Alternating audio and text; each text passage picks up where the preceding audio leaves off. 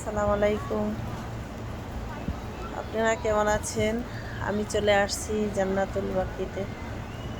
তো আপনারা দেখতে পাচ্ছেন জান্নাতুল বাকির গেটের সামনে। এই গেট থেকে মৃত ব্যক্তিদের বের করা হয়। এখান থেকে নিয়ে যাওয়া হয় জানাজার জন্য।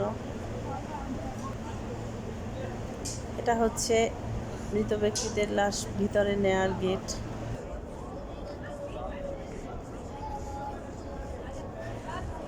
এই গেট দিয়ে উপরে গিয়ে জান্নাতুল বাকির মেইন গেট। এখান থেকে লাশ ভিতরে নেওয়া হয়।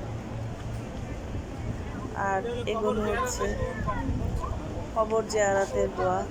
কিছু নিষেধাজ্ঞা আছে, এখানে কিছু নিয়মাবলী দেয়া আছে।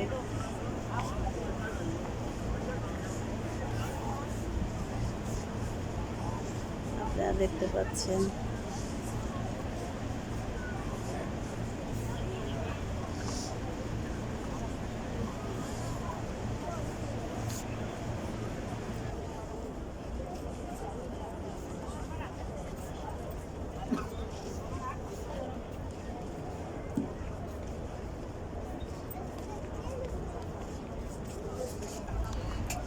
এদের নিয়ে যাওয়া হচ্ছে জানাজারের জন্য।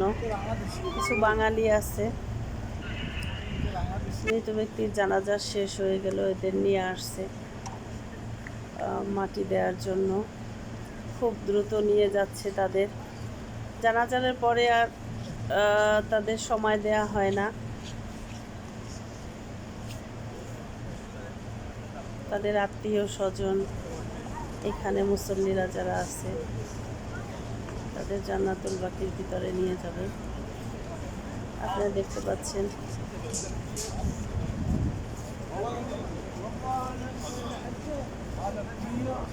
কয়েকজন মৃত ব্যক্তি একসাথে নিয়ে যাওয়া হচ্ছে।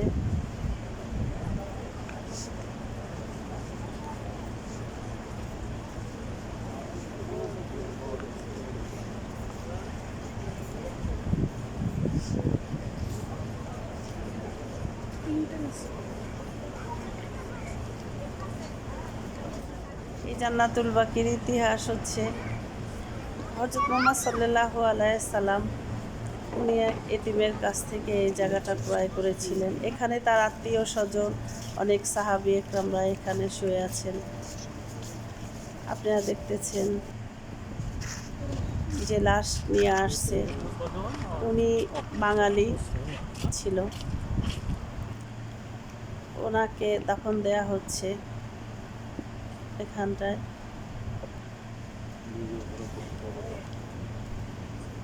তার দাফন কাজ এখানে চলতেছে। পৃথিবী থেকে সে চিরবিদায় নিয়ে নিল। এখন দাফন কার্য শেষ হয়ে গেল, আমরা বের হয়ে গেলাম এখান থেকে। আলহামদুলিল্লাহ, ভালো থাকবেন।